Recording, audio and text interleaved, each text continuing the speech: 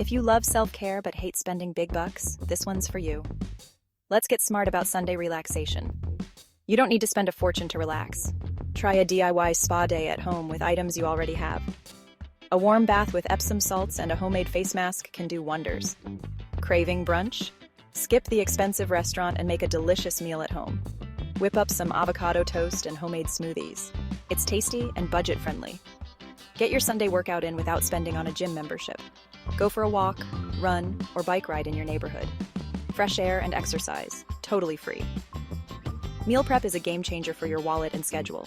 Cook in bulk and store meals for the week. You'll eat healthier and save money by avoiding takeout. Family time doesn't have to be costly. Play board games, have a movie marathon, or go on a picnic with homemade snacks. Self-care and saving money, all rolled into one Sunday routine.